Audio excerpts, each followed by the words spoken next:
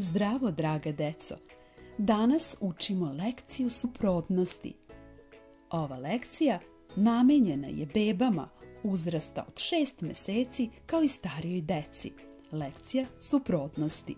Da krenemo. Ovo je nešto veliko, deco. Ovo je slon. Slon je velika životinja. Ovo je nešto malo. Miš je mala životinja. Ovo je nešto visoko. Zgrada je visoko. Ovo je nešto nisko. Kuća je nisko. Ovo je nešto debelo. Stablo drveta je debelo. Ovo je nešto tanko. Stablo drveta je tanko. Ovo je nešto dugačko. Zmija je dugačka. Crv, ovo je nešto kratko. Crv je kratak. Široko. Ovdje je put širok. Ovo je nešto usko. Ovdje je put uzak. Ovo je nešto teško, deco. Težak je teg. Ovo je nešto lako. Pero je lako.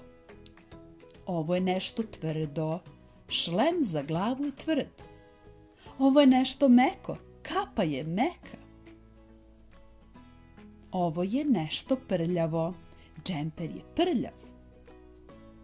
Ovo je nešto čisto. Džemper je čist. Ovo je nešto živo. Riba je živa jer diše. Ovo je nešto neživo. Šešir je neživ. Ne diše. Ovo je nešto puno. Tegla je puna. A može biti i prazno. Tegla je ovdje prazna. Pogledajte dobro, deco. Slon je nešto veliko, miš je nešto malo. Zgrada je nešto visoko, kuća je nešto nisko. Stablo drveta može biti tanko i debelo. Zmija je dugačko, a crv nešto kratko. Put je nešto što može biti široko i nešto što može biti usko.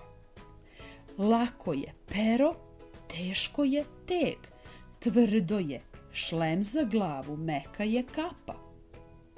Prljavi džemper i čist džemper, prljavo i čisto, živo i neživo, riba je živa, šešir je neživ. Tegla je prazna i tegla je puna. Hvala vam, draga deco. Pozdrav!